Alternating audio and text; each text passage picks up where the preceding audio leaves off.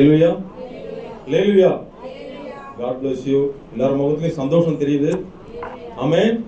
ஏன் அந்த சந்தோஷத்துக்கு காரணம் யாரு? ஆமென். Very good. இதுல எப்பவுமே அப்டேட்லயே இருங்க. அவர்தான் நம்ம சந்தோஷத்துக்கு காரணம். கர்த்தருடைய பிள்ளைகளுக்கு மட்டும்தான் துக்கம் வரா மாதிரியான சூழ்நிலை இருந்தா கூட அது மத்தியிலும் சிரிக்க முடியும். ஆமென்.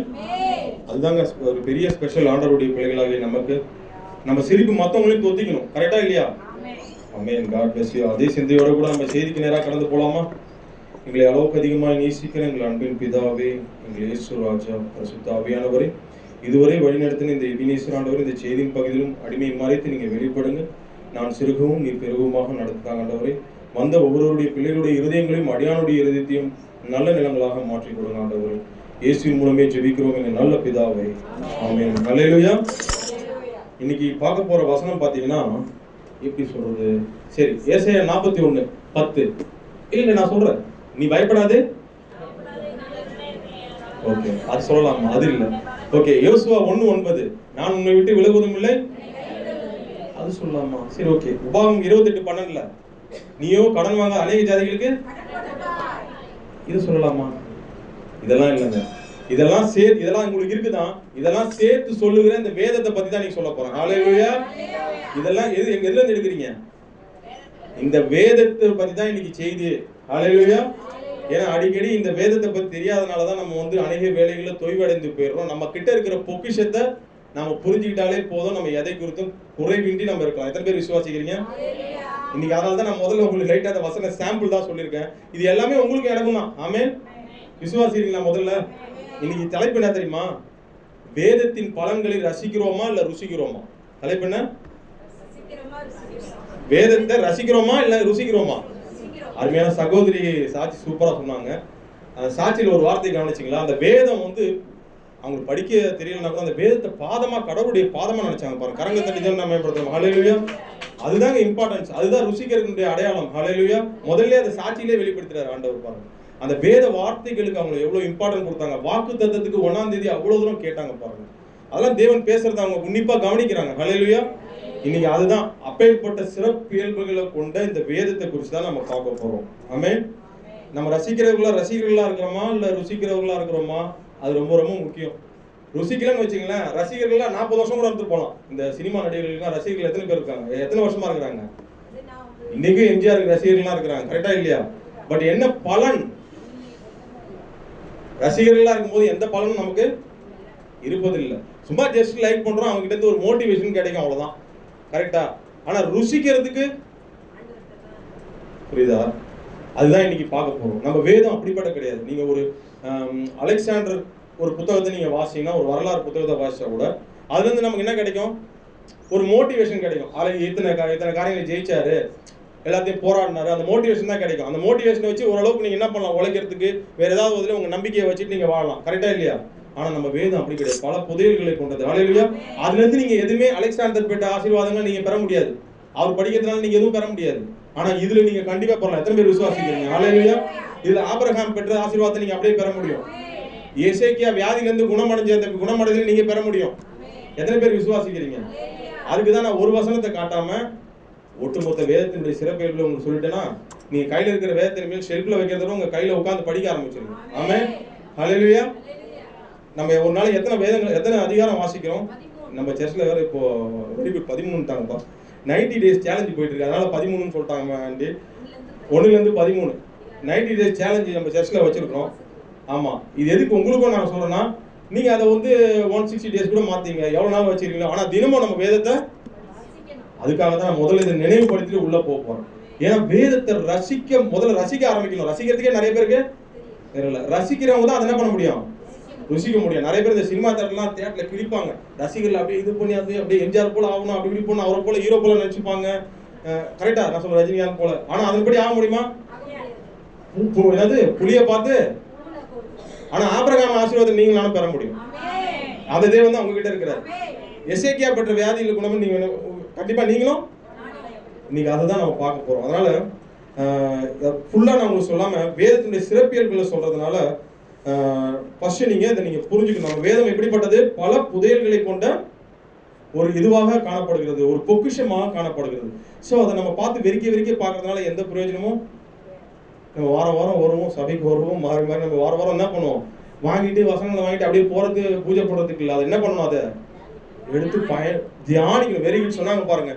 சங்கீதம் 1:2 என்ன சொல்லுது, வாசிக்க பார்க்கலாம். முதல்ல அதை வாசிட்டே வாசிக்கலாமே. ஒரு ருசிக்கிறதுக்கு ஏற்ற மாதிரி ஒரு வசனத்தை சொல்லிடுறேன். சங்கீதம் 1ஆம் அதிகாரம் 1.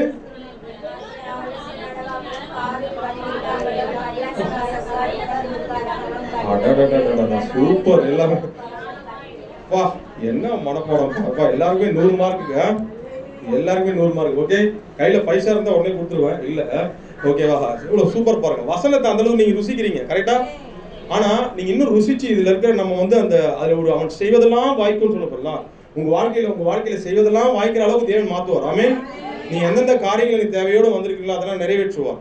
ஒரு வியாதியோட வந்தீங்களா அது எல்லாத்துக்கும் எல்லாமே இதுல ஆன்சர் இருக்கு. ஹல்லேலூயா. சில பேர் இந்த பைபிள் எழுதிட்டு பைபிள் பாஸ்டர் ஃபோன் நம்பர் எழுதி வச்சிருப்பாங்க. ஏங்க பாஸ்டர் கிட்ட ஒன்றும் கிடையாது, அதுக்குள்ள இருக்கிற பைபிள்ல இருக்கு, கரெக்டா இல்லையா? பாஸ்டர் ஃபோன் நம்பர் எழுதி மேல வைக்கிறதுனால எந்த லாபம்? அவர்கிட்ட என்ன சொல்ல, அவர்கிட்ட வேதத்தை தான் காட்ட போறாரு, கரெக்டா இல்லையா? எதுல ஆசீர்வாதம் இருக்கு? உங்க கரத்துக்குள்ள இருக்கிற பைபிள். ஹல்லேலூயா.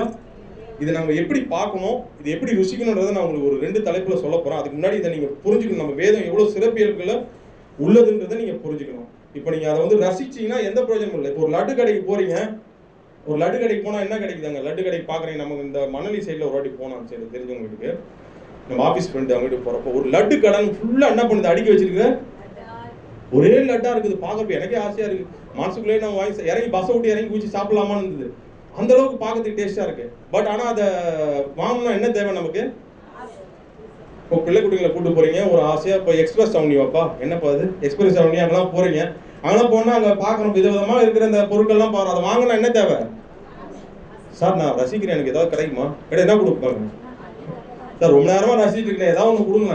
என்ன கொடுப்பாங்க? நல்லா உததான் போட்டு அனுப்புவாங்க. அப்ப நம்ம அதை பெறணும்னா கையில் என்ன தேவை? பைசா. பாக்கெட்ல பைசா இருந்தா ஆனா அது தேவை, அதுக்கு அது தேவை. ஆனா இன்னைக்கு இந்த வேதத்தில் இருக்கிற ஆசீர்வாதங்களை சுதந்திரத்துக்கு நம்ம கிட்ட ஆட்டோமேட்டிக்கா ஒண்ணு இருக்கு. என்னது? தேவ கிருபை. அப்ப கொஞ்சம் யோசிச்சு பாருங்க. அந்த பாக்கெட்ல பைசா வச்சுட்டு பிள்ளைங்களையும் கூட்டிட்டு போயிட்டு அவன் வாங்கி தராம இருந்தா என்ன பண்ணுவான்? லட்டுக்காரங்க ஒரு எக்ஸாம்பிள் சொல்லுவேன். ஏப்பா சூடா லட்டு போடுறது குழந்தைக்கு வாங்கி கொடுவேன், ஏன்டா அப்படி வச்சுட்டு கேட்பானா? கேட்க மாட்டானா? பாக்கெட்ல காசு தான் இருக்குல்ல, கேட்பானா? அப்ப அந்த மாதிரி யாராவது பண்ணுவாங்களா?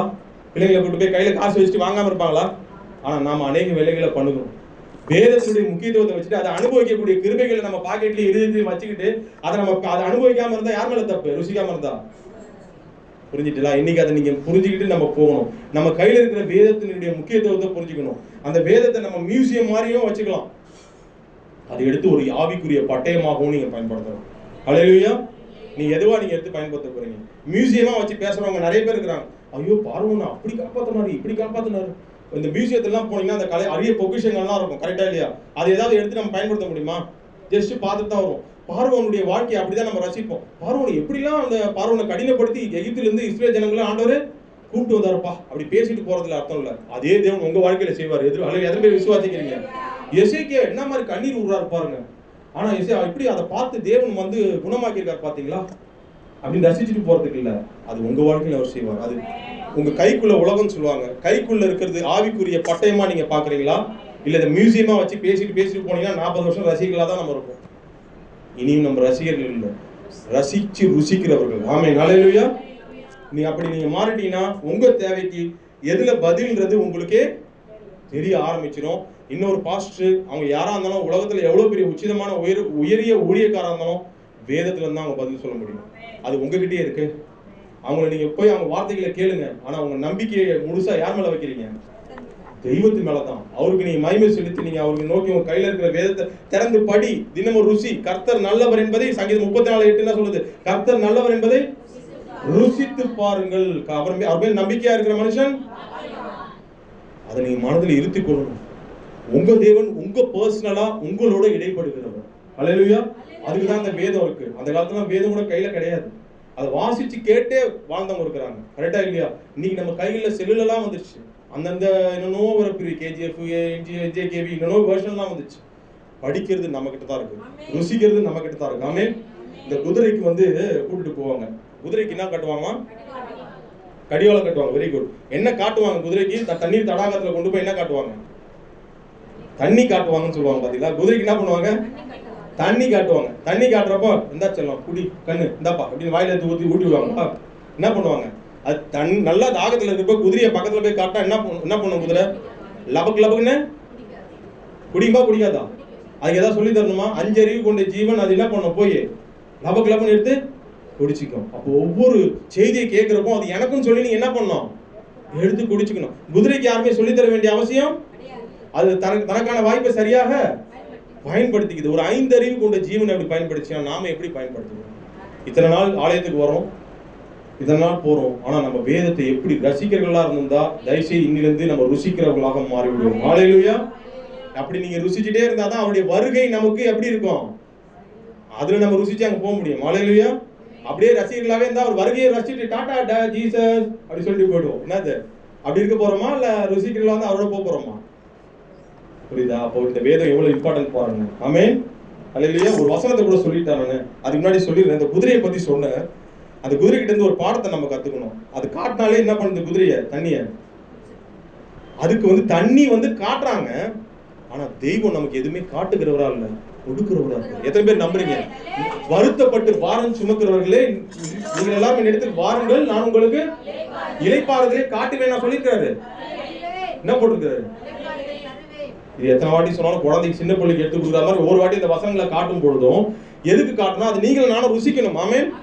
அதே போல நீ பயப்படாதே, நான் முன்னாடி சொன்னது மாதிரி நீ பயப்படாதே, நான் உன்னுன்னே இருக்கிறேன்னா முன்னாடியே இருக்கிறேன். அது எந்த மாட்டாது நீங்கன்னா அனுபவிக்க ஆரம்பிக்கணும். ஒவ்வொன்றுக்கும் தேவன் வந்து என்ன பண்ண உங்களுக்கு காட்டுகிறவராக இல்ல, விடுதலையை காட்டுகிறவராக இல்ல, நீ இங்க வந்து இங்க எடுத்துக்கொண்டு சொல்லல, சிலுவையில் உங்களுக்கு ஏற்கனவே உங்களுக்கு கொடுத்தவராக இருக்கிறார். ஹல்லேலூயா.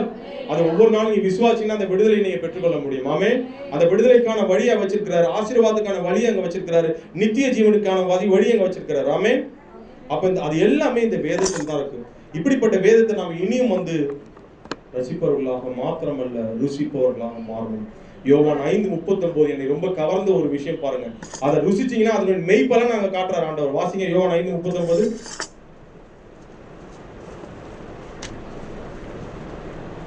வேத வாக்கியங்களை ஆராய்ந்து பாருங்கள், அவைகளால் உங்களுக்கு நித்திய ஜீவன் உண்டு என்று எண்ணுகிறீர்களே. என்னங்க போட்டிருக்கு?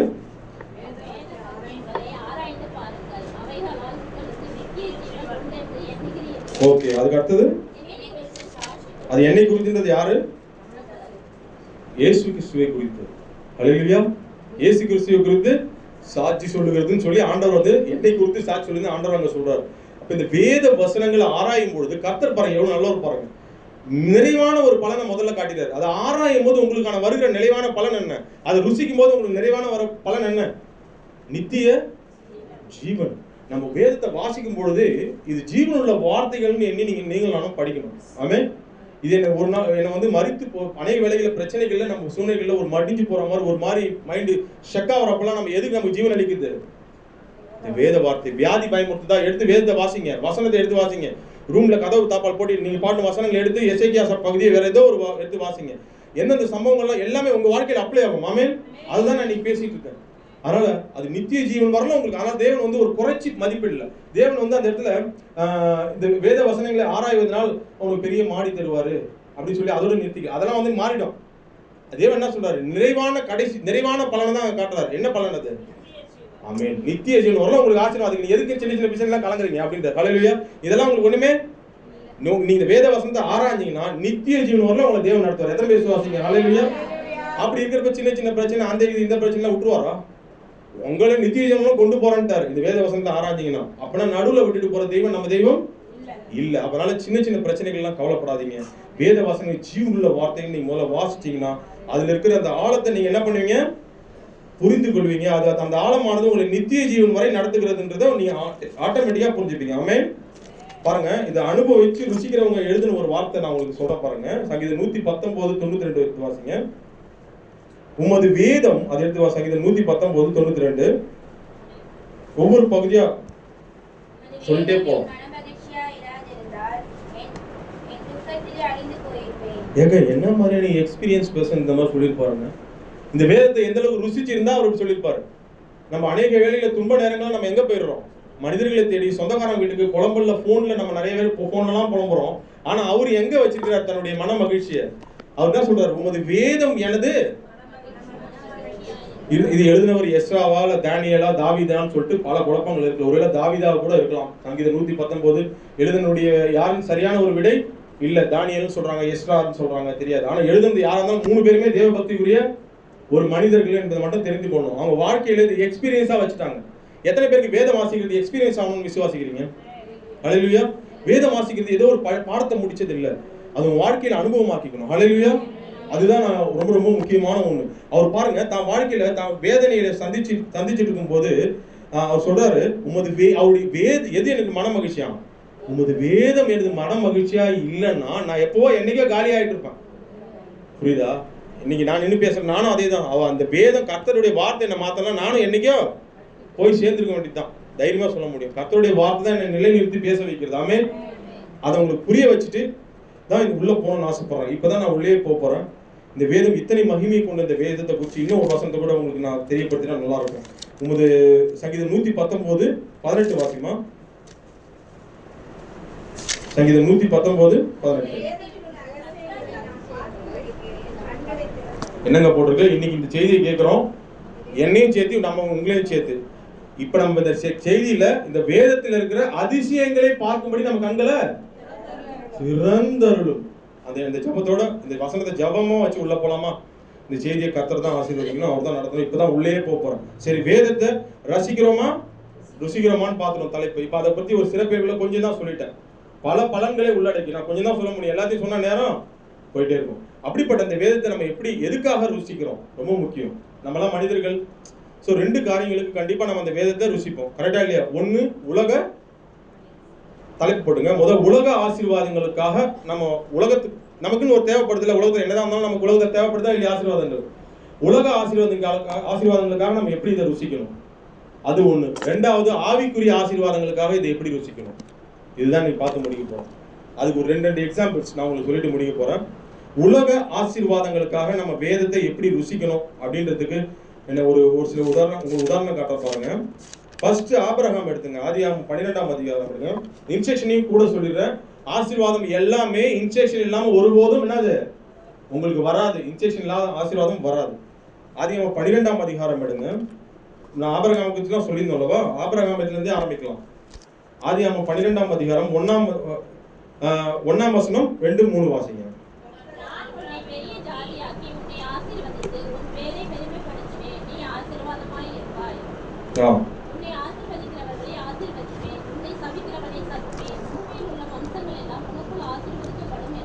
எவ்வளவு பெரிய ஆசீர்வாதத்தை கடவுள் கொடுக்கிறாரு.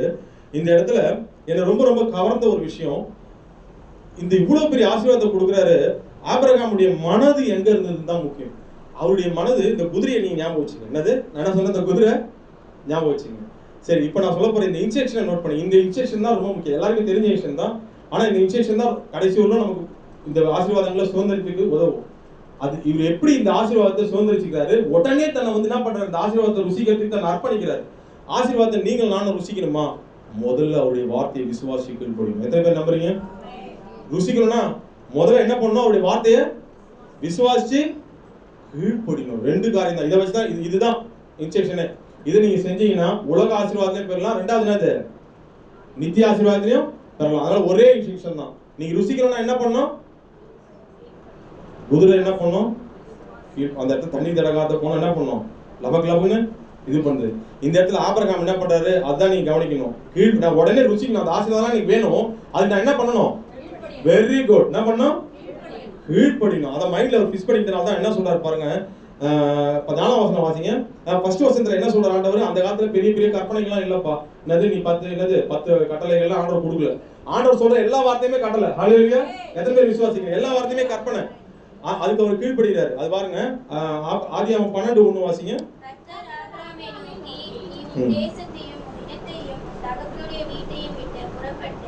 நான் உனக்கு காண்பிக்கும், அவ்வளவுதான், ஒரே வார்த்தை, நான் உனக்கு காண்பிக்கக்கூடிய. கொஞ்சம் யோசி, நாமளும் அந்த இடத்துல கொஞ்சம் நிறுத்தி பார்க்கலாம். இன்னைக்கு நிறைய பேர் எத்தனை பேர் ஆசீர்வாதம் வாங்கணும்னு வந்திருக்கீங்க? எல்லாருமே ஆசீர்வாதம் வந்திருக்கோம். கரெக்டா இல்லையா? ஆசீர்வாதங்கள் சொல்லும் போது நம்ம மனசுல முதல்ல என்ன ஓடும்? இப்ப இந்த இடத்துல ஆசீர்வாதங்கள் சொல்றாரு, உன்னை பெரிய ஜாதியாக உன் ஆசீர்வாதத்தின் பேரை பெரும் கொடுத்த நீ ஆசீர்வாதமா இருப்ப, உன் ஆசீர்வாதத்திலே ஆசீர்வதிப்பா, என்ன சவிக்கிறவர்களே உன் சவிக்கிறவர்களே. இப்ப நம்ம மனசுல அதானே ஓடணும். கரெக்டா இல்லையா? இப்போ ஒருத்தர் நம்மளை வந்து புகழ்ந்து ஒரு ஆசீர்வாதம் சொன்னாங்கன்னா நம்ம மனசுல எதை நோக்கி போவோம்? அப்படிதானே போவோம். ஆனா அதை குறிச்சு ஏதாவது கேட்டாரா? ஆண்டவரே நம்மள அந்த என்ன கேட்போம்? நம்மள அங்க பொருத்தி பாருங்க. ஆண்டவர் இது எப்ப நீங்க என்ன ஆசீர்வதிப்பீங்க? இது எப்படி நீங்க என்ன ஆசீர்வதிக்க போறீங்க? எந்த தேதியில என்ன ஆசீர்வதிக்க போறீங்க? எந்த நேரத்துல என்ன ஆசீர்வதிக்க போறீங்க? கேட்போமா கேட்க மாட்டோமா? ஏற்கனவே இங்க நான் ரொம்ப நொந்து கிடக்குறேன்ப்பா, அப்பா வேற நான் இழந்துட்டேன், என்னுடைய தகப்பனை தேராகவனை இறந்து இப்பதான் வந்திருக்கிறேன், நீங்க என்ன வந்து நடத்துறேன்னு சொல்றீங்க, எனக்கு உங்களை யாருன்னு எனக்கு நீங்க கூப்பிடுறீங்க, நீங்க இது பண்றீங்க, நான் திடீர்னு வந்து இந்த மாதிரி சொல்றீங்களே, அவருக்கு வரணுமா வராதா? நியாயமா வருமா? நீங்க திடீர்னு சொல்ல என்ன சாட்சி இருக்கு? இவ்வளவு ஆசீர்வாதம் தரன்றீங்க, நான் எப்படி உங்களை நம்புவேன்? அப்படி ஏதாவது கேட்டாரா? ஏன்னா அவருக்கு வந்து கேள்வி கேட்கறத விட நான் ருசிக்கணும், என் ஆண்டவர் கொடுத்த ஆசீர்வாதத்தை நான் கொஞ்சம் கூட தாமதத்தை கொடுக்க மாட்டேன், நான் உடனடியாக கீழ்ப்படிவேன். 4 வசனம் என்ன சொல்லப்படுது? கர்த்தர் ஆபிரகாமுக்கு அவ்வளவுதாங்க முடிஞ்சு போயிடுச்சுங்க. நீங்க ஆசீர்வாதத்தை முதல்ல சுதந்திரத்துக்கணுமா? உலக ஆசீர்வாதத்தை முதல்ல சொல்றேன், அதை நீங்க ருசிக்கணுமா? அதுக்கு வேத வசனங்கள் கொடுக்குற இந்த காரியங்களை நீங்க ருசிக்கணுமா? முதல்ல கீழ்ப்படிக்கணும். ஹல்லேலூயா. நம்ம ஆசீர்வாதம் குறிச்சு கனவு காண்றது ஒரு 2வது விஷயம். அது நம்ம கொடுத்ததா என்னைக்குமே ஆண்டவர் கனவு நினைவாங்க என்ன பண்ணணும்? கீழ்ப்படிக்கணும். ஹல்லேலூயா. கீழ்ப்படிஞ்சீங்கன்னா நீங்க உண்மையிலேயே ஆபிரகாம் கீழ்ப்படிஞ்சதனுடைய பலனை மட்டும் காட்டுற பாருங்க. ஆதியாகமம் 13:2 வாசிங்க.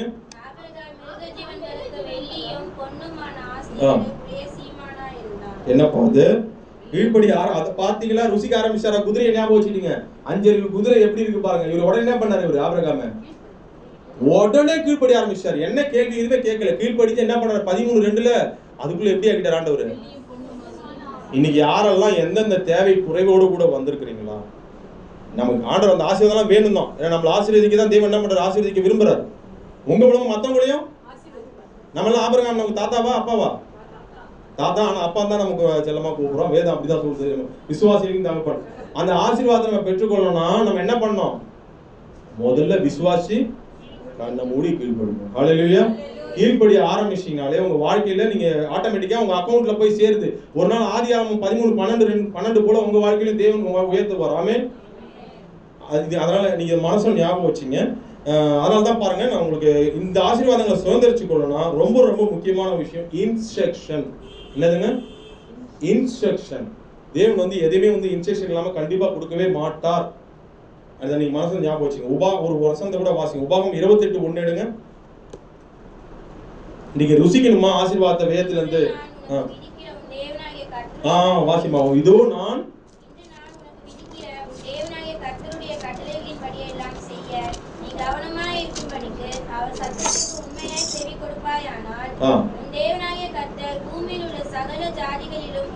மேன்மையாக வைப்பாருப்பா.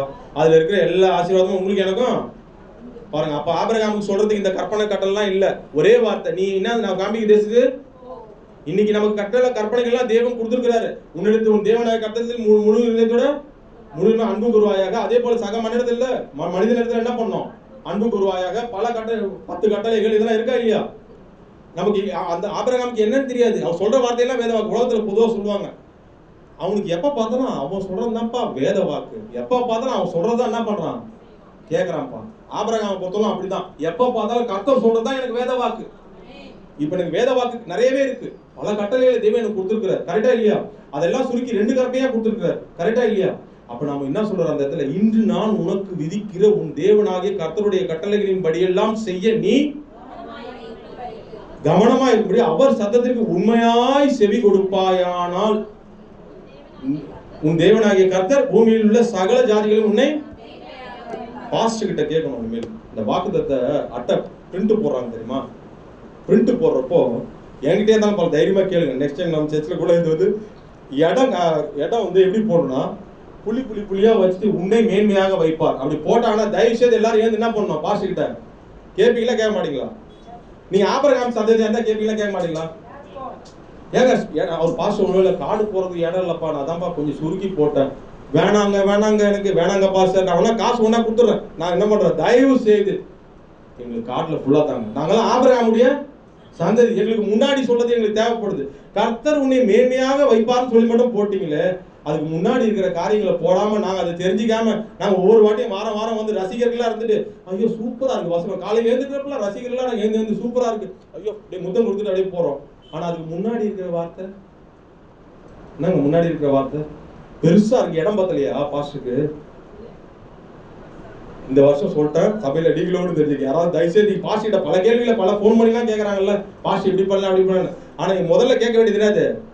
கர்த்தருடைய வார்த்தை இந்த மாதிரி இருந்தால் நீங்க நியாயமான விஷயங்களை அவங்ககிட்ட நீங்க கேட்கலாம். அன்பான முறையில் கேட்கலாமா, கேட்கக்கூடாதா? அன்பான முறையில், ஐயா கொஞ்சம் காடை போடுறப்போ கொஞ்சம் ஃபுல்லா என்ன பண்ணுங்க, இன்று நான் உனக்கு விதிக்கிற உன் தேவனாகிய கர்த்தருடைய கட்டளைப்படி எல்லாம் சொல்லி ஃபுல்லாவே போட்டுட்டு சகல ஜாதிகளும் உன்னை தயவுசெய்து கட் பண்ணாதீங்கய்யா. எங்க ஆசீர்வாதத்தையும் சேர்த்து கட் பண்றீங்க, கரெக்டா இல்லையா? நாங்க ரசிகர்களா இருக்கணுமா இல்ல ருசிக்கிறவங்களா மாறணுமா? சபை வளரணுமா வளரக்கூடாதா?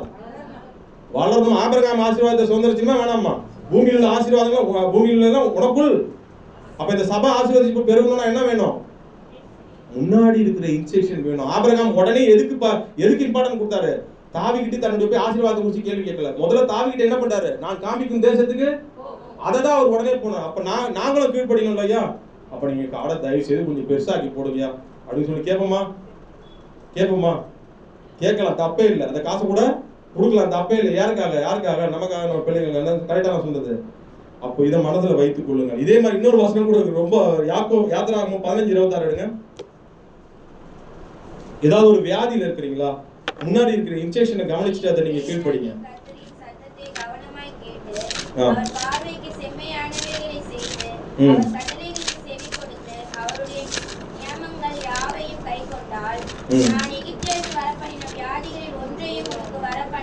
என்னப்பா போட்டிருக்கு? நீங்க உங்களுக்கு ஏதாவது வியாதியோட கூட வந்திருக்கிறீங்களா? கர்த்தருடைய வார்த்தையை நான் ருசிக்கணும்னு ஆசையா இருக்குதுங்க, நான் எப்படி அந்த வியாதியில இருந்து நான் விடுதலை அடைந்து நீங்க வந்திருக்கிறீங்களா? இன்ஸ்ட்ரக்ஷனை படிச்சீங்கல்ல? அவருடைய கட்டளைகளுக்கு நீங்க செவி கொடுத்து கேட்டு நீங்க அதுதான் உங்களை ருசிக்க ஆரம்பிக்கிறீங்க. அப்பதான் அப்படி நீங்க ஃபாலோ பண்ணும்பொழுது உங்க வாழ்க்கையில என்ன நடக்கும்? நீங்க ஆட்டோமேட்டிக்கா அந்த ஆசீர்வாதத்தை, அந்த விடுதலை, அந்த குணமாக்கப்படுறதை நீங்க உணர ஆரம்பிப்பீங்க. அப்ப இன்னில இருந்து நீங்க வீட்டுல போய் என்ன பண்ண போறீங்க? என்ன பண்ணுவீங்க வீட்டுல போய்? Very good. கிளைம் பண்ணுவீங்களா? இந்த வசனங்கள்லாம் எனக்கு தேவன் எனக்கு கொடுத்துருக்கிறாரு. நீங்க ஆராய நீங்க என்ன பண்ணுவீங்க? அந்த ஆசீர்வாதத்தை நீங்க ஆட்டோமேட்டிக்கா சுதந்திரிச்சீங்க. உங்களுக்கு ஒரு விஷயம் சொல்லிட்டா, சாத்தானை பத்தி நீங்க எத்தனை பேர் சாத்தானை பத்தி எல்லாரும் நமக்கு தெரிஞ்சுக்க வேண்டியது அவ்வளவு தேவையில்லை. ஆனா சாத்தான் நம்ம எதிரி பத்தி கொஞ்சம் தெரிஞ்சுக்கணும். அவன் தன்னை எப்படி அப்டேட் பண்ணிக்கிறான் தெரியுமா? அவனுக்கு வசனம் தெரியுமா? சாத்தான் வேதம் ஓதுதுன்னு சொல்லுவாங்க, கேள்விப்பட்டிருக்கீங்களா? அவன் எதை வச்சு தான் அப்டேட் பண்ணிக்கிறான் தெரியுமா? கடைசிக்காக கொஞ்சம் யோசிச்சு அந்த வசனத்தை கூட வாசிங்க, அப்பதான் உங்களுக்கு புரியும் போறாங்க. வெளிப்படுத்தல் 12:12 எடுமா. வெளிப்படுத்தல் 12:12.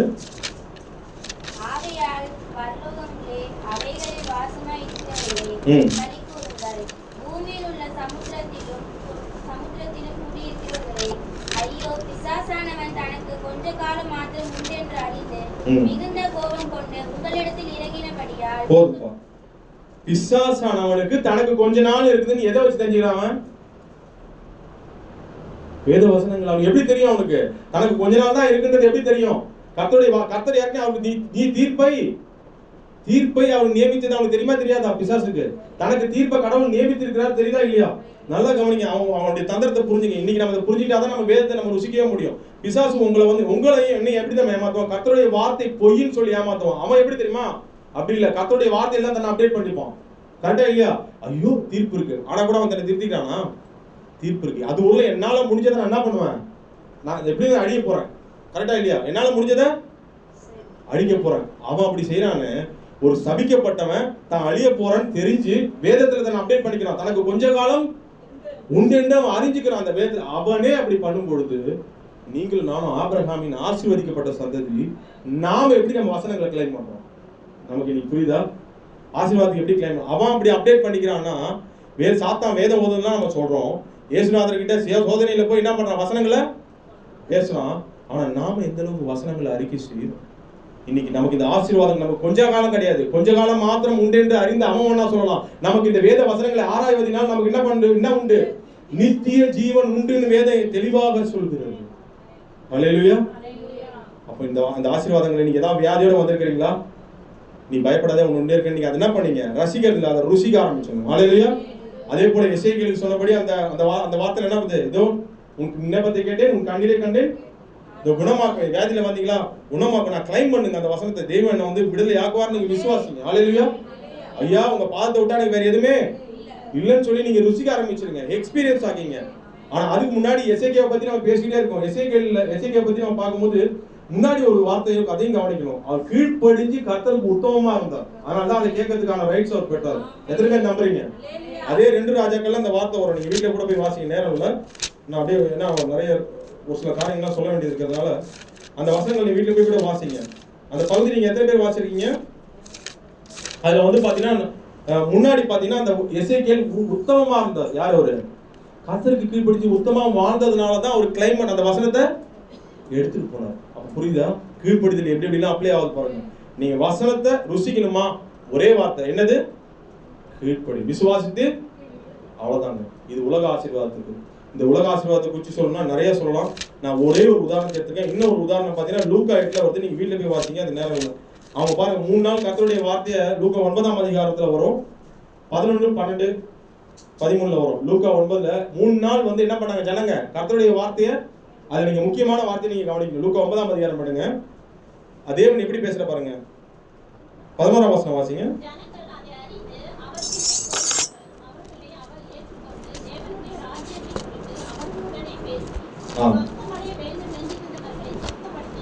எவ்வளவு அழகு பாருங்க. தேவன் ஃபர்ஸ்ட் எதை பேசணுமோ அதான் பேசுறாரு. ஃபர்ஸ்ட் என்ன பேசுறாரு? நீங்க இந்த இடத்துல நீங்க மைண்ட்ல பிக்ஸ் பண்ணீங்க. அங்க இருக்கிற ஜனங்க அந்த வார்த்தைனா யாரு? நீங்க இப்ப என்ன பண்ண, உங்க ஸ்பிரிச்சுவலான இடத்துக்கு கொண்டு வந்துருங்க. உங்க மைண்ட் எப்படி கொண்டு வரீங்க? ஸ்பிரிச்சுவலா கொண்டு வாங்க. இயேசு யாரு? ஆதியிலே வார்த்தை இருந்து, வார்த்தை தேவனா இருந்தது, தேவனிடத்திலிருந்து அந்த வார்த்தை தேவனா இருந்தது, தேவன் மாம்சத்தில் வெளிப்பட்டார். இப்ப அந்த வார்த்தை கிட்ட அவங்க என்ன மாதிரியான காரியம் ருசிச்சு வாங்கியிருக்கிறாங்க? 3 நாள் என்ன பண்ணிருக்காங்க? முதல்ல என்ன வாங்குறாங்க அவங்க? 11ஆம் வசனத்துல தேவனுடைய ராஜ்யத்துக்குரியவங்கள, அதுதான் மெயின். முதலாவது தேவனுடைய ராஜ்யத்தையும் நீதியும். ஆமா. ரெண்டாவது என்னென்ன காரியங்களை பெறாங்க அவங்க? எல்லா விடுதலை, எல்லாமே அங்க சொஸ்த வியாதியஸ்தர் எல்லாருமே அங்க கொண்டு வந்த எல்லாருமே என்ன பண்ண ஆண்டவர் அங்க குணமாக்கி அனுப்புறாரு. கரெக்டா இல்லையா? நீ மத்தேயில கூட இந்த சம்பவம் வரும், 2 இதுல கூட வரும். நீ வாசி பார்க்கும்போது வியாதியஸ்தர்கள் எல்லாருமே அங்க வந்து குணமாக்கி, எல்லாருமே பிசாசு பிடிச்சவங்க எல்லாரையும் விரட்டாரு. ஃபர்ஸ்ட் தேவனுக்குரிய ராஜ்யத்தை குறித்து அவங்க எக்ஸ்பிளைன் பண்றாரு. புரியுதா? அப்போ நீங்க ஃபர்ஸ்ட் கர்த்தரை ருசிக்கணுமா? அந்த எக்ஸ்பீரியன்ஸ் ஆகிக்க. அந்த எக்ஸ்பீரியன்ஸ் ஆனதுல அவங்க என்ன பண்றாங்க? ஒரு வேலை 3 நாள் பசியே, அதுதாங்க ருசிக்கிறது. ஹல்லேலூயா. அந்த ஜனங்களை நான் பாராட்டி எல்லாரும் கையிலும் ஒரு முத்தம் கொடுக்கணும் போல இருக்கு. பாருங்க 3 நாள் என்ன பண்ணாங்க? பசியை மறந்து தெய்வத்துக்காக உட்கார்ந்து கர்த்தருடைய வார்த்தையை, அந்த வார்த்தையாக இயேசுவே நேரடியா இருக்கிறாரு. தேவனுடைய ராஜ்யத்துக்குரிய கையில வாங்குறாங்க, எல்லாத்தையும் வாங்கி ருசிச்சுட்டு போறாங்களா இல்லையா? கர்த்தர் சும்மா விட்டாரா? என்ன பண்ணாரு? தேவன் முக்காலங்களையும் அறிகிறார். அந்த ஜனங்களுடைய 3 விதமான பிரச்சனையை அறிகிறார். 3 நாளா சாப்பிடாம இருந்தாங்க, பாஸ்ட் டென்ஸ். இப்ப எப்படி இருக்கிறாங்க? சாப்பிடாம இருக்கிறாங்க. இனிமேல் அவங்களை நான் போஷிப்பேன். ஹல்லேலூயா. உங்களை அப்படி விட்டுடுவாரா? கர்த்தருடைய வார்த்தை நீங்க ருசிக்க ருசிக்க உங்களை கர்த்தர் ஒருபோதும், ஒரு எலியாவை போஷித்த தேவன் மனுஷன் 40 நாளே மாத்திரமல்ல, எலியா கிட்ட அந்த காட்டுல என்ன இருக்கும்? கர்த்தருடைய வார்த்தை அவர் சொல்லி காகம் கரியத்து வந்து போட்டுச்சு. உங்களை கைவிட்டுடுவாரா? ஏதாவது அப்பம் தண்ணீர் குறைவுக்காகவோ வேற எதுக்காகவோ வியாதிக்காகவோ வந்தீங்களா? அவங்களை ஒருபோதும் குறைவில்லாத நடத்துக்கிறது. ஹல்லேலூயா. இப்ப பார்த்தது முதல் காரியம் தான். என்ன பார்த்தேன்? உலக ஆசீர்வாதத்துக்காக நம்ம எப்படி கர்த்தருடைய ஆசீர்வாதத்தை, கர்த்தருடைய வார்த்தையை ருசிக்கணும், கிளைம் பண்ணணும். அதுக்கு முதல்ல நமக்கு என்ன தேவை? அதை ருசிக்கணும்னா கீழ்ப்படிதல். ஓகேவா? விசுவாசித்து கீழ்ப்படிஞ்சீங்கன்னா இந்த ஆசீர்வாதங்கள் நீங்களும் பெறலாம். ஆமென். இப்போ நான் சொன்ன இந்த காரியங்கள் வந்து ஒரு சம்பவத்தோட ஒப்பிட்டு நான் வந்து 2வது காரியத்தை சொன்னா உங்களுக்கு கரெக்டா இருக்கும். அதனால தான் முதல்ல இந்த சம்பவத்தை சொல்றேன். இப்ப பெற்ற சம்பவங்கள், இப்ப பெற்ற காரியங்கள், நீங்க பெற போற காரியங்கள் எல்லாமே ஒரு நாள் போயிடும். எத்தனை பேர் விசுவாசிக்கணும்? நீ என்னதான் இந்த ஆபிரகாமுடைய ஆசீர்வாதங்களை பெற்றாலும் அதெல்லாம் உங்களை விட்டு போயிடும். என்னடா இப்படி பட்டுன்னு உண்மையை போட்டு உடைச்சிடறான்னு சொல்றீங்களா? உண்மைதான். நான் இதை உங்களுக்கு சொல்லாம இங்க பாருங்க, கர்த்தர் உன்னை ஆசீர்வதிப்பா, செழிக்க பண்ணுவார், அது பண்ணா சொல்லிட்டே விட்டு போனோம்னு வச்சுங்க, நீ மைண்ட் என்ன ஆயிடும்? ஆபிரகாம் மாதிரி நம்ம டக்குன்னு எதை ருசிக்கணும்னு ஓடாது, கீழ்ப்படியது ஓடாது. இதெல்லாம் உங்களை தேடி வர ஆசீர்வாதம். ஹல்லேலூயா. அதை உங்களுக்கு காட்டி கொடுக்கணும். அப்பனா நீ என்ன பண்ணணும்? இது ஒரு மாயைன்றதை புரிஞ்சுக்கணும். எல்லாம் அனுபவிச்சு சாலமோன் என்ன சொல்ற? பிரசங்கி இல்ல, எல்லாமே இதெல்லாம் உங்களுக்கு கிடைக்கும். கிடைக்க உங்க மைண்ட் யார் மேல போகணும்? கர்த்தர் மேலதான் போகணும். ஆமென். இப்ப பாருங்க, இதுக்கு ஒரு சம்பவத்தை சொல்லிட்டு ஒரு ஓமையை சொல்லிட்டு நான் அடுத்த இதுக்கு போறோம். அடுத்த என்ன பார்க்க போறோம்? ஆவிக்குரிய வகையில நம்ம எப்படி இந்த வேதத்தை ருசிக்கணும். ஃபர்ஸ்ட் பிசிக்கலா மாம்சத்துக்குரிய காரியங்களை நம்ம உலக ஆசீர்வாதங்களை பெற்றுக்கொள்றதுக்கு எப்படி ருசிக்கணும்னு சொல்லிட்டேன். ஆபிரகாம அந்த ஜனங்களை காட்டிட்டேன். இப்ப பார்க்க போறது ஆவிக்குரிய காரியங்கள். இப்ப பார்க்க போறது ரொம்ப முக்கியம். இந்த சம்பவத்தை, இந்த ஓமையை நான் உங்களுக்கு சொல்றேன்னா, இதை வச்சுதான் நம்ம ஸ்பிரிச்சுவலா இந்த ஓமையை பார்க்க போறோம், இந்த செய்தியை பார்க்க போறோம். இந்த திராட்சை ரசம் திராட்சை ரசம் எத்தனை பேர் தெரியும்? திராட்சை ரசம் சம்பவம் எல்லாருக்குமே. அந்த திராட்சை ரசம் முதல்ல எப்படிப்பட்ட திராட்சை ரசமா இருந்தது? அதனால தான் நான் முதல்ல சொல்லல இந்த சம்பவத்தை. முதல்ல என்ன இருந்தது? இப்ப நான் சொன்ன காரியங்கள் எல்லாமே ருசி எல்லாம் இருக்கும், உங்களுக்கு எல்லாம் வரும். ஆனால் ஒரு நாள் உங்களை விட்டு போயிடும். இப்ப காட்ட போற காரியம் தான் ரெண்டாவது வருகிற திராட்சை ரசம் போல. ஹல்லேலூயா. அது எத்தனை பேர் விசுவாசிக்கிறீங்க? இப்ப முதல்ல பார்த்த உலக ஆசீர்வாதங்கள் எல்லாம் உங்களுக்கு வரும் தான், எனக்கு வேணும் தான், விடுதலை வேணும், எல்லாம் வேணும். ஆனா ஒரு நாள் நான் இந்த உலகத்தை விட்டு என்னை விட்டு எடுபட்டு அந்த உண்மையை நான் உங்களுக்கு தெளிவுபடுத்திட்டு இப்ப காட்ட போறது பிந்தின திராட்சை ரசத்துக்கு ஈக்குவலான ஒரு காரியம். அந்த இடத்துல பண்ணும்பொழுது அந்த காரியத்தை தேவன் இயேசு கிறிஸ்துவான அதுக்கும் தேவைப்படுறது ஒரே ஒரு விஷயம் தான் தேவைப்படுது. இது ரொம்ப ரொம்ப முக்கியம். இதை செய்யறதா ரொம்ப கஷ்டம். அங்க இருக்கிற அந்த கல்யாண பந்தியில இருக்கிறாங்க தெரியுமா, அந்த ஜனங்க என்ன பண்ணாங்க, இருக்கிற ஆட்கள் இயேசுநாதன் என்ன சொல்றாங்க, அந்த இடத்துல தண்ணி காலி ஆயிடுச்சு, அங்க காலி ஆயிடுச்சு. உலக ஆசீர்வாதம் ஒரு நாள் உங்களை விட்டு உங்களை என்னைய விட்டு ஒரு நாள். ஆனா எப்பவுமே நமக்குள்ள இருக்கிறது இன்னொரு பாத்திரம் வேணும் கையில, அதுதான் நமக்கு தேவை. அது என்னது? பிந்தின திராட்சை ரசம் போல இருக்கிற அந்த காரியத்தை நீ காட்ட போறேன். ஆவிக்குரிய காரியத்துல அது ரெண்டு காரியம் தான் பார்க்க போறோம். ஒண்ணு பரிசுத்தம். வேத வசனங்களை நீங்க ருசிக்கிறது உங்களை பரிசுத்தம் அடையிறது தான். ஹல்லேலூயா. ரெண்டாவது நித்திய ஜீவன். யாரெல்லாம் இதனால நான் நிரப்பப்படணும்னு விருப்பப்படுறீங்க? மத்ததெல்லாம் காலி, நீங்க மத்ததெல்லாம் காலி பாத்திரமாவே நினைச்சுங்க, அதெல்லாம் ஒரு நாள் காலி ஆயிட போகுது. சோ அதெல்லாம் வந்து ஒரு போர்டு போட்டு வச்சுங்க, இதெல்லாம் என்ன ஆக போகுது, ஒரு நாள் காலியா போகுது. இப்பவே யாரெல்லாம் வந்து எனக்கு வந்து ஸ்பிரிச்சுவலா நான் வந்து பரிசுத்தத்திலையும் நித்திய ஜீவன்லயும் அந்த ஆசீர்வாதத்தையும் சுதந்திரம் வச்சுக்கணும்னு எத்தனை பேர் விரும்புறீங்க? இது பிந்தின திராட்சை ரசம் போல. இந்த திராட்சை ரசத்தை குறித்து வேதம் என்ன சொல்லுது? இது ருசி மிகுந்ததாகவும். இது எப்படிப்பட்டதா இருக்கு? இது முன்னாடி யாருமே இந்த உலகம் உங்களுக்கு இந்த அதிசயத்தை செய்யாது. பரிசுத்தத்தை உலகம் உங்களுக்கு கொடுக்காது. எத்தனை பேர் நம்புறீங்க? இந்த வேத வசனங்களை தியானிக்கிறது எல்லாம் எல்லாமே உலக ஆசீர்வாதத்தோட முடிஞ்சு போறது இல்ல. ரெண்டாவது பாக்குற இதுதான் முக்கியம். இது பிந்தின திராட்சை ரசம் போன்றது. எத்தனை பேர் தங்களை வெறுமையாக்கி விட்டு விட போறீங்க? வெறுமையாக்குறவங்களுக்கு தான், தன்னை தாழ்த்துக்கிறவங்களுக்கு தான் பரிசுத்தம் கிடைக்கும். தன்னை வெறுமையாக்கி போறவங்களுக்கு தான் பரிசுத்தம் கிடைக்கும். நான் ஒண்ணு ஆணவத்தோட இருந்தா பரிசுத்தமா அடைய முடியவே முடியாது. எல்லாவற்றையும் காலி பண்ணி போடுங்க. இதெல்லாம் ஒரு நாள் போயிடும், ஒரு போர்டை போட்டு விட்டுடுங்க. எனக்கு தேவையானது பரிசுத்தம், அந்த பிந்தின திராட்சை ரசம். இது இருந்தாதான் நான் நித்திய ஜீவன் என்ற அந்த இடத்துல நான் போக முடியும். அந்த யோவான் 5:39 எனக்கு அப்பதான் நிறைவேறும். வேத வசனங்களை ஆராய்ஞ்சு பாருங்க. அதனால என்ன பலனு? இப்ப எத்தனை பேருக்கு இந்த பிந்தின திராட்சை ரசம் போல ஆசீர்வாதங்கள் தான் எனக்கு முந்தினதே வேணும்? எத்தனை பேர் விரும்புறீங்க? மத்தெல்லாம் ஆட்டோமேட்டிக்கா. யாரும் அந்த திராட்சை ரசத்தை பத்தி பேசல. முன்னாடி இருக்க திராட்சை ரசத்தை யாராவது பேசினாங்களாங்க? அந்த கல்யாணத்துல மாப்பிள்ளைய பத்தி கூட பேசலங்க, பொண்ணை பத்தி கூட பேசலங்க, அப்புறம் ட்ரெஸ்ஸை பத்தி கூட பேசலங்க. அன்னைக்கு பேசுறது எல்லாமே பிந்தின திராட்சை ரசத்தை பத்தி தான். எத்தனை பேர் நம்புறீங்க? அந்த மாதிரி யாருக்கெல்லாம் வேணும்? இப்ப சொல்லுங்க, இந்த வேதம் வந்து நமக்கு சாதாரணமானதா? இந்த வேதம் நம்மளை அடுத்த நிலைக்கு கொண்டு போறது அதுதான் பரிசுத்தம். தேவனுடைய வார்த்தை ஜீவ தண்ணீர். அது உங்களுக்கு என்ன பண்ணுது? பரிசுத்தப்படுத்துது. பிந்தின திராட்சை ரசம் போன்ற காரியங்கள் இது. இதை குறித்து கவனம் மட்டும் இருக்கும் நிறைய வேலைகள்ல. இதுக்கும் ஒரே ஒரு விஷயம் தான் தேவைப்படுது. அந்த சம்பவத்தை யாராவது எடுத்தவங்க வாசிங்க. யோவான் 2ஆம் அதிகாரத்துல நினைக்கிறேன். ஆபிரகாமுக்கு இருந்தது போல இந்த விஷயத்துல இதுவும் நமக்கு தேவைப்படுகிறது. அவர் சொல்லுகிறபடி அதை வாசிங்க. யோவான் 2ஆம் அதிகாரத்துல அந்த சம்பவம் எங்க வருது? சாரி,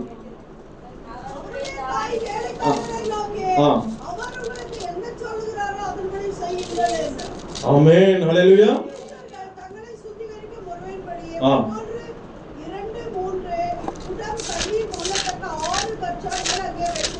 அப்பா, ஆமென். இப்ப நம்மள பார்த்தோம் சொல்றாரு, நீங்க உலக ஆசீர்வாதம் மகனே மகளே, நான் உன்னை வியாதியில இருந்து குணமாக்க போறேன், உன் பிரச்சனை எல்லாத்தையும் நான் பாத்துக்கிறேன். ஓகேவா? ஆண்டவர் சொல்றாரு நம்ம கிட்ட. நம்ம எல்லாரையும் பார்த்து சொல்றாரு, விசுவாசிக்கிறீங்களா? எத்தனை பேர் விசுவாசிங்க? உன் எல்லா பிரச்சனையும் நான் பாத்துப்பேன். ஆனா எனக்கு தேவையான ஒரு காரியத்தை அற்புதம் நம்ம வாழ்க்கையில பண்ண போறேன். அது எனக்கும் சம்பந்தப்பட்ட ஒன்று. ஏன்னா பரிசுத்தம் இல்லாமல் ஒருவரும் தேவனை எபிரேயர் எடுத்துங்க. அந்த வசனம் கூட உங்களை வாசிக்கிறேன், நல்லா இருக்கும்னு நினைக்கிறேன். எபிரேயர் எடுத்துங்க அந்த வசனம். எத்தனாவது வசனம் அது? எபிரேயர் 12ஆம் அதிகாரம். பரிசுத்தம் இல்லாமல்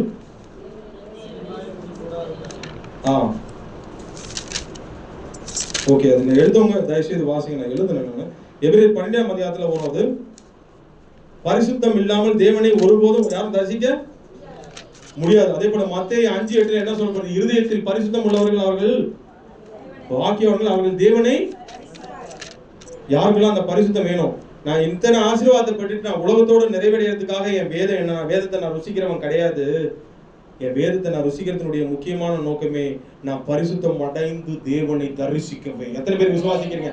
நான் ருசிக்கிறதே அதுக்கு தாங்க. எபிரேயர் 12:14 அதுதான் சொல்றேன். எடுத்து வாசிங்க. எபிரேயர் 12:14. ஆமென். பரிசுத்தம் உள்ளவர்களாய் இருக்கும் நாடுகள் பரிசுத்தம் இல்லாமல் ஒருவனும் கர்த்தரை தரிசிப்பதில்லை. பரிசுத்தம் இல்லாமல் ஒருவனும் தரிசிப்ப. அப்ப நான் உங்களை ஏமாத்துக்காரனா இருந்தேன்னா என் செய்தி முடிஞ்சு போயிடுச்சுங்க. நான் உங்களை ஏமாத்துறவனா இருந்தா என் செய்தி முடிஞ்சு போயிடுச்சு. இயேசுவின் மூலமே ஜெபிக்கிறோம் என் நல்ல பிதாவேன்னு சொல்லிட்டு நான் போய் முடிச்சுட்டு போய் சாப்பாடு சாப்பிட போயிடலாம். அது இல்ல. பிந்தின திராட்சை ரசம் தான் முக்கியமானது. ஹல்லேலூயா.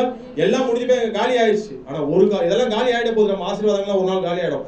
என்ன ஆஸ்தி சேர்த்தாலும் என்ன பதவியா இருந்தாலும் நீ அமெரிக்கா குடியரசுத் தலைவரா இருந்தாலும் ஒரு நாள் ஒண்ணு விட்டு. ஆனா எனக்கு தேவை பிந்தின திராட்சை ரசம் தான். அதுதான் என்ன பரலோகத்துக்கு கொண்டு போகும். என்ன விட்டு கொடுக்குறேன். என்னையே நிரப்புங்கப்பா பரிசுத்தால. அந்த ஜாடியா யாரு?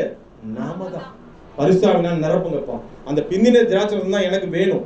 மற்றது எல்லாத்தையும் நீங்க பாத்துட்டீங்கப்பா. நான் இந்த உலகத்துல வாழ்றது ஒரு மறுரூபமான ஒரு வாழ்க்கை. ஹல்லேலூயா. அந்த வாழ்க்கை இருந்தாலே என் வாழ்க்கையில எல்லாமே என்ன தேடி வரும். அதுக்கு ஒரு உதாரணத்தை உங்களுக்கு நான் காட்ட போறேன். அது வேற யாரும் இல்ல, மகதலேனா மரியாள். பாருங்க, யோவான் 8:11 வாசிங்க. ஒரே ஒரு வார்த்தையை அந்த அம்மா ருசிச்சாங்க. பாட்பாட்டா பிஞ்சு வந்தாங்க. அந்த இயேசுவின் பாதத்துல பாட்பாட்டா பிஞ்சு வந்தாங்க.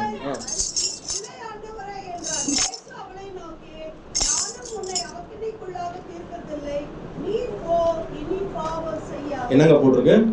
அந்த அம்மாவை அந்த அம்மாவை பரிசுத்தமாக ஆக்கின ஒரு வார்த்தை, இனி ஒரு வார்த்தை தான் சாம்பிள் கேட்டாங்க அந்த இயேசுநாதர் கிட்ட. அவங்க எப்படி வந்தாங்க தெரியுமா? பாட்டா எல்லாமே வார்த்தைகளால குத்தி குத்தி குத்தி குத்தி எல்லாருமே என்ன பண்ணிட்டாங்க? ஒரு சிறை கூட இந்த பறவை போல இயேசுநாதருடைய பாதப்படியில வந்து விழறாங்க. அந்த வார்த்தை தான் அவர் உயிரோடு எழுப்பிச்சு. ஹல்லேலூயா. வேற எதுவுமே இல்லை. அந்த வார்த்தை அந்த அம்மாவை எப்படி ஆகிச்சு? அந்த எப்படி அவங்க எப்படி ஆச்சு சொல்ற பாருங்க. ஒரு வார்த்தை அவங்களை வந்து ருசிக்க ஆரம்பிச்சதுனால போக போக போக ஒரு வீட்டுல ஆண்டவர் வந்து விருந்துக்கு கூப்பிட்டுருக்காங்க. நான் எல்லாத்தையும் சொல்றேன், உங்களுக்கு ஷார்ட்டா சொல்றேன். யாருடைய வீடு அது? சீமோனுடைய வீடா? அவங்க வீட்டுல வந்து விருந்துக்கு கூப்பிடுறப்போ அந்த இடத்துல போய் அந்த அம்மா என்ன பண்றாங்க? நலதம் என்ற எல்லாருமே தெரிஞ்ச விஷயம். தைலத்தை என்ன பண்றாங்க? இதுவரையிலும் அது ஒரு வாசனை திரவமாக அவங்களுக்கு இருந்து அவங்களுக்கு உதவினதை அன்னைக்குதான் அது ஸ்மெல்லுன்னு தெரியுது. இன்னைக்கு அநேக வேலைகள் நமக்குள்ள அப்படிதான். இத்தனை நாள் ஏசு இன்னைக்கு வந்தது என்னவோ சீமோன் வீட்டுல தான் வந்திருக்கு. ஆனா இந்த அம்மா வீட்டுல வந்த மாதிரி அவங்க எல்லா வேலையும் அவங்க தான் பண்றாங்க. அவரு தான் அதை பண்ணணும். கரெக்டா இல்லையா? வந்தது யார் வீட்டுல இருக்கிற அவரு? அவரு தான் எல்லாத்தையும் எடுத்து வந்து இயேசுநாதருக்கு பண்ணிவிட செய்யணும். அது பண்ணணும். ஐயோ இவ்வளவு பெரிய பரிசோதனை வந்துட்டாரு, நான் எல்லாத்தையும் என்னென்ன தப்பெல்லாம் தெரிஞ்சுக்கணுமோ சகையை போல அவர் தானே மாறணும். ஆனா யார் மாறினது? அது ஒரு வார்த்தை தாங்க. இனி பாவம் செய்யாதேன்னு அந்த வார்த்தை சுக்கு நூறாக அவளை மாற்றி விட்டது. ஹல்லேலூயா. நம்ம வேத வசனம் நம்மளை புதுப்பிக்குதுங்க. சுக்கு நூறா வந்த அவளை ஒரு அழகான ஒரு பாட்டு, ஒரு கருவியாக, ஒரு என்ன சொல்றது, ஒரு உருவமாக மாற்றி அமைச்சது யாரு? அந்த கர்த்தர். நமக்குள்ளே அநேக வேலைகள்ல வேத வசனங்களை ருசிக்கிறோம். ஆனா அது நமக்குள்ள கிரியை செய்ய இடம் கொடுக்கணும். ஹல்லேலூயா. ஏன்னா அது நம்மளை பரிசுத்தமாக்கி நித்திய ஜீவன்ல வழி எடுத்து அதனுடைய வேலை அதுதான். எத்தனை பேர் விசுவாசிக்கிறீங்க? ஒரு காரு உண்டாக்காத ஒரு கார், புதிய கார், என்ன கார்லாம் உண்டாகுதுப்பா? என்ன கார்? புதிய ஆடி கார்னு புகழ்றாங்க. அந்த ஆடி கார் உண்டாகாத வரையில் அது எப்படி இருக்கும்? பாட்டா அது உருவான பிறகு அதுக்கு பேர் என்ன வைக்கிறாங்க? நம்மளுடைய வாழ்க்கை அப்படிதான். ஒரு காலத்துல அப்படிதான் இருந்தோம். ஆடி காருக்கு முன்னாடி எப்படி இருந்தோம்? இன்னைக்கு நம்ம பேரு, இன்னைக்கு கிறிஸ்தவத்துல ஒரு மரியாதையை கொடுத்து கடவுள் வச்சிருக்கிறாருன்னா அந்த மகதலேனா மரியாதை ஒரு பெரிய ஆளா மாத்தது யாரு? அது ஒரே வார்த்தை, இனி பாவம் செய்யாதன்ற வார்த்தை. அந்த ருசிச்சாங்க அந்த அம்மா. ருசிக்க அந்த அம்மாவுடைய வாழ்க்கையை புதிதாக மாற்றி அந்த காரை போலல்ல ஒரு பரிசுத்த வாட்டியா மாற்றி. ஹல்லேலூயா. அதுக்கு தாங்க நீங்கள் நானும் அடைக்கப்பட்டிருக்கோம். பரிசுத்தம் இல்லாமல் தேவனை ஒருபோதும் அடைய முடியாது. நான் பரிசுத்தர் ஆகையால் நீங்களும். அவர் உங்களுக்காக இறங்கி வந்து என்ன வேணாலும், மனுஷகுமாரனா இருக்கலாம், தாய் போல இருக்கலாம், தந்தை போல இருக்கலாம், எதுவா இருக்கலாம். ஆனால் அவர் மகா பரிசுத்தம் உள்ள தேவன். இன்னைக்கு காலையில கூட யாத்திராமத்தை படிக்கும்போது நடுநடுங்கி போயிட்டேன். நேத்திக்கு தான் படிச்சேன். மலையில அவர் கூப்பிடுறாரு. அவர் குறிப்பிட்ட அளவு தான். ஆரோன் வந்தா கூட அங்கதான் நிக்கணும். இன்னும் 2-3 பேர் இருக்காங்க, அங்கதான் நிக்கணும். யோசுவா கூட. ஆனா உள்ள மேகத்துக்குள்ள போன ஒருத்தர் இருக்காரு. யாரு? ஹல்லேலூயா. மேகம் 6 நாள் அளவு மேகத்தை என்ன பண்ணாங்க? அந்த இடத்துல மூடினது. அப்ப அப்ப அந்த வார்த்தை 7வது நாள்ல நீ படிங்க தெரியும் உங்களுக்கு. அந்த 6 நாளும் மேகம் என்ன பண்ணிச்சான்? பரிசுத்தம். அப்பேற்பட்ட தேவன் இன்னைக்கு நீங்களும் நானும் தொழுது கொள்றோம். பக்கத்துல கூட போக முடியாது. ஜனங்களை உறுதியாக எச்சரிக்கிறார். அந்த இடத்துல பாத்தீங்கன்னா மோசேவே கேட்டார், ஆண்டவரே நான் சொல்லிட்டேன் ஆண்டவரே, மறுபடியும் இதே சொல்றீங்களேன்ற மாதிரி அவர் கேட்கிறார். இல்ல நீ போய் ஜனங்களை போய், ஏன்னா அந்த மலையில இறங்குறப்போ ஜனங்க இருந்தாங்கன்னா என்ன ஆயிடும்? ஏன்னா அதுக்கு முன்னாடி அவங்கள பரிசுத்தப்பட சொல்றாரு. பரிசுத்தப்பட சொல்லி அந்த பரிசுத்தம் அவருக்கு பத்தல. உங்களுடைய பரிசுத்தம் என் பரிசுத்தம் அவருக்கு முன்னாடி எப்படி இருக்கு? அழுக்கான. அப்ப மோசே ஒருத்தர் தான் அங்க இதுவானாரு. இன்னைக்கு நீங்களும் நானும் எல்லாமே இயேசு கிறிஸ்துன்ற அந்த பிரதான ஆசாரியாரா நம்ம எல்லாமே கிட்டத்துல நெருங்கிட்டு இருக்கோம். எத்தனை பேர் நம்புறீங்க? அப்பேற்பட்ட தேவனை தாங்க நீங்களும் நானும் தொழுதுட்டு இருக்கோம். அப்பேற்பட்ட தேவனை நம்ம அன்புள்ளவர் சொல்லலாம், புகழலாம், தகப்பன் தாய் என்ன வேணாலும் சொல்லலாம். அது கிறிஸ்து உங்களுக்கு வாங்கி கொடுத்த உரிமை. ஆனால் தயவு செய்து மறந்துடாதீங்க, பரிசுத்தம் என்பதே அவருக்கு அடையாளம். ஹல்லேலூயா. நான் பரிசுத்தர் ஆகையால் நீங்களும், அது மாத்திரம் சொல்லிட்டு விடல, நான் உங்களை பரிசுத்தமாக்குகிற. அப்ப நீங்க ருசிக்கிறது எதுக்கு? இந்த வேதம் பரிசுத்தம் அடைய. ஹல்லேலூயா. உங்களை என்னையும் ஆசீர்வதிக்கிற, உங்களை கைவிட விரும்பல. அவர் கைவிடணும்னா ஒரே ஒரு விஷயம் தான், பாவம் ஒன்றுதான் உங்களை என்னையும் அவர் விட்டு அதுல இருந்து விடுதலையாகிறதுக்கு வழியை வச்சுட்டாரு. தயவு செய்து பரிசுத்தம் அடைகிறதுல நம்ம மனதை செலுத்துவோம். ஆசீர்வாதங்கள்லாம் உங்களை ஆட்டோமேட்டிக்காக தேடி வரும். எத்தனை பேர் விசுவாசிக்கிறீங்க இந்த வேதம்? அதனாலதான் பாருங்க, லூக்கா 10:42 எடுக்கலாம். ஒரு வார்த்தை கேட்ட அந்த அம்மா பாதபடியில உட்கார்ந்து பல வார்த்தைகளை கேட்கறதுக்கு உட்காந்துட்டாங்க. லூக்கா 10:42 வார்த்தை வாசிங்க. இன்னைக்கு எத்தனை பேருக்கு அந்த மாதிரி வேணும் ஆசீர்வாதம்? ஹல்லேலூயா. அப்ப உங்க மனசை பரிசுத்தம் அடைய விட்டு கொடுத்துருங்க. ஹல்லேலூயா. இந்த வேதத்தை நான் 2வது பார்க்குற இந்த பிந்தின திராட்சை ரசம் எனக்கு ரொம்ப ரொம்ப முக்கியமானது. இது சுவை குறையாத ஒரு திராட்சை ரசம். இது உலகம் தராத ஒரு திராட்சை ரசம். உலகம் என்ன வேணாலும் சொல்லலாம், பரிசுத்தத்தை இந்த தண்ணி காட்டுற மாதிரி நீ நல்லவனா வாடு, அப்படி வாடு, இப்படியே காட்டணும். ஆனா பரிசுத்தையும் உங்களுக்கு காட்டுற, தண்ணி காட்டுற மாதிரி காட்டுறவர் இல்ல, பரிசுத்தையும் உங்களுக்கு கொடுக்கிறவர் யாரு? ஆமென். ஹல்லேலூயா. எவ்வளவு நல்ல தெய்வம். கரங்களை தட்டலாமே அந்த தெய்வத்துக்கு. ஹல்லேலூயா. பரிசுத்தம் நம்மளால அடைஞ்ச முடியுமா? பரிசுத்தமா வாழ முடியுமா? ஒரு தீய பழக்கத்தை. ஆனா அதை கூட உங்களுக்கு ஹெல்ப் பண்றாருன்னா யாரு? ஆவியானவரை கொடுத்து ஹெல்ப் பண்றாருன்னா அதுதாங்க தெரியும். ஹல்லேலூயா. இப்ப சொல்லுங்க, வேதத்தை சாதாரணமா ருசிச்சுட்டு போயிட்டோம். நானு உலக ஆசீர்வாதங்கள் மட்டும் ருசிச்சுட்டு போவோமா? அடுத்த லெவல் இருக்கு. பிந்தின திராட்சை ரசம் பரிசுத்தம். ஹல்லேலூயா. பரிசுத்தமா மட்டும் இருந்தீங்கன்னா உங்க முன்னாடி கியூ நிற்கும். பிசாசு ஓட்டலாம், உங்களை பார்த்து பிசாசு ஓட ஆரம்பிச்சிடும். அதை நீங்க மட்டும் மனசுல நம்ம நினைவு வச்சுப்போம். இப்ப அடுத்து பார்க்க போறது இந்த ஆவிக்குரிய ஆசீர்வாதத்துல 2வது நம்ம நிரப்பப்பட வேண்டியது ரொம்ப ரொம்ப இது பரிசுத்தம் சொன்னவா, அதுக்குரிய பலன் என்ன? Very good. என்னது?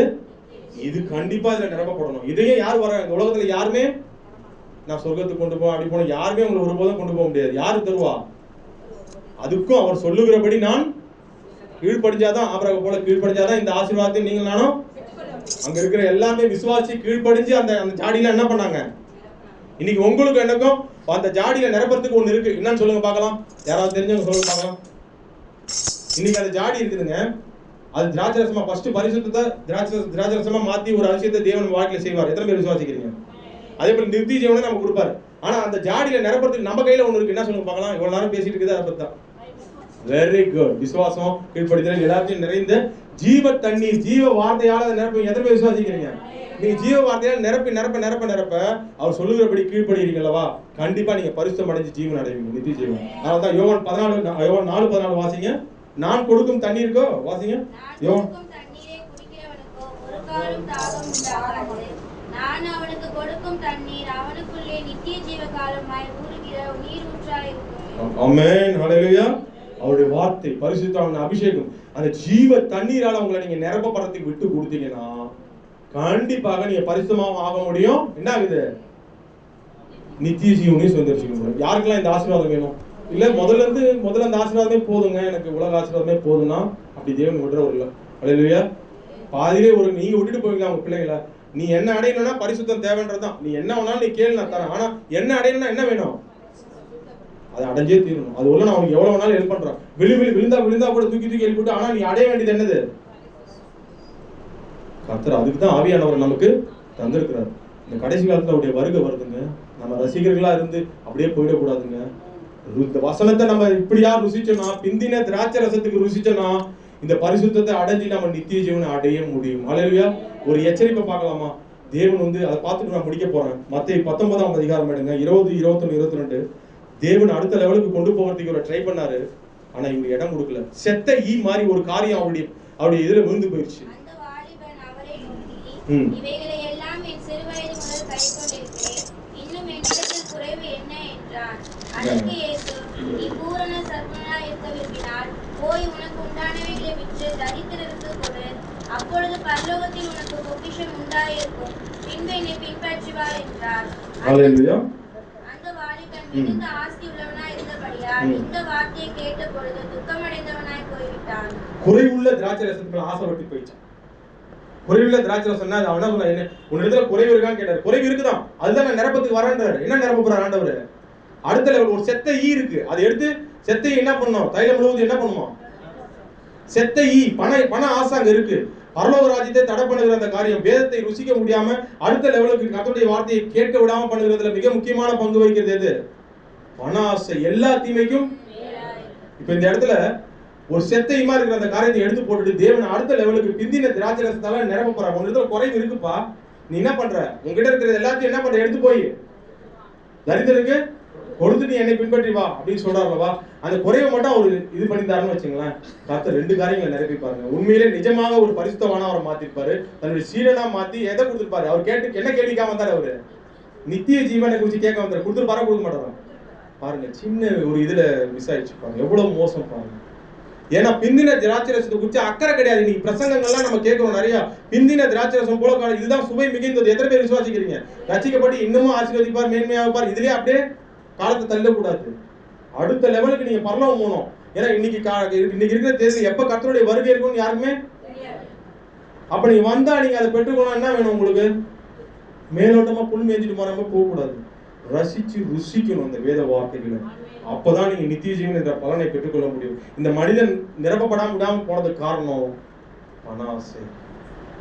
எதனால தன்னுடைய இருதயத்தை நிரப்பிக்கிறோம்? அதெல்லாம் முன்னாடி சொல்ற பிரசங்கில எல்லாம் மாயை அதெல்லாம் காலியாயிட போகுது. ஆனா காலியாகாத ஒண்ணு பரிசுத்தம். பரிசுத்தத்தின் மூலம் அடைகிற பரலோக ராஜ்யம். ஹல்லேலூயா. அதுதான் நிரந்தரம். அதனால இந்த வேத வசனங்கள் படிக்கும் போதுலாம் நீங்களும் நானும் மறுரூபம் ஆகிட்டு இருக்கோம். எத்தனை பேர் விசுவாசிக்கிறீங்க? இந்த வேத வசனத்தை வாசிக்க தியானிக்க நீங்க எல்லாருமே மறுரூபம் ஆகிட்டு இருக்கோம். ஒரு நாள் அவருடைய வருகை வரும்போது எடுத்துக்கொள்ளப்படும். எத்தனை பேர் விசுவாசிக்கிறீங்க? அந்த கண்ணோட்டத்துல நீங்கள் நானும் படிப்போன்னு ஒரு விசுவாசிப்பீங்களா? விசுவாசிச்சு நீங்க ஒரு ஜெபம் பண்ணா கூட, உங்க உடம்புல ஜெபம் பண்ணா கூட ஆட்டோமேட்டிக்கா சரியாயிடும். எத்தனை பேர் விசுவாசிங்க? விசுவாசி என் குடும்பத்தை ஆசீர்வதிப்பான் லைட்டா சொன்னாலே ஆட்டோமேட்டிக்கா ஆசீர்வாதம் தேடி வரும். ஏன்னா நீங்களும் நானும் முதலாவது தேவனுடைய ராஜ்யத்தை, இந்த பின்னிற திராட்சை ரசத்தை முதலாவது வச்சு நான் என்ன பண்றேன்? என் வாழ்க்கையில் அதை தான் நான் அப்ளை பண்றேன். அப்ப எல்லாமே உங்களுக்கு தேடி வரும். ஹல்லேலூயா. ஓகேவா? 2 காரியம் தான் நான் சொல்லிருக்க முடிச்சிட்டேங்க. ஃபர்ஸ்ட், வேதத்தை நம்ம ரசிக்கிறவர்களா மாத்திரம் ருசிக்கிறவர்களா மாறணும். அதனுடைய சிறப்பியல்புகளை நான் சொன்னேன். தண்ணி காட்டுறது போலதான் தேவன் காட்டல. எல்லா ஆசீர்வாதங்களும், உலக ஆசீர்வாதங்களும் சரி, ஆவிக்குரிய ஆசீர்வாதங்களும் என்ன பண்றாரு? கொடுக்கிறவரா காணப்படுறாரு. அப்ப அதை பெற்றுக்கொள்ளணும். நம்ம என்ன பண்ணணும்? உலகத்தின் ஆசீர்வாதங்களை ஃபர்ஸ்ட் பெற்றுக்கொள்ளணும். ஒரே காரியம் தான், விசுவாசித்து கீழ்ப்படினா. அவர் என்ன சொல்றாரோ அதுக்கு கீழ்ப்படிஞ்சிட்டே போனீங்கன்னா உலக ஆசீர்வாதங்கள்னாலும் உங்களை நிரப்புவாரு. பரிசுத்தம் அதுதான் ரொம்ப முக்கியம். நித்திய ஜீவனாலையும் உங்களை நிரப்புவார். ஆமென். அதனால இன்னைக்கு என்னென்ன தேவைகளுக்கு வந்திருக்கீங்களோ, நான் ஒரு தேவைக்கு பிரசங்கம் பண்ணல, உங்க எல்லா தேவைக்குமான பதில் இந்த வேதத்தில் இருக்குன்றதை நான் தெளிவா சொல்லிட்டேன். இனிமேல் நான் ரசிகனா இருக்க போறேன்றதும் ருசிக்கிறனா மாற போறேன்றதும் உங்ககிட்டயும் என்கிட்டயும் தான் இருக்கு. ஓகேவா? இது எண்ணி நம்ம ஒப்பு கொடுப்போமா கர்த்தர்கிட்ட? Okay, God bless you all.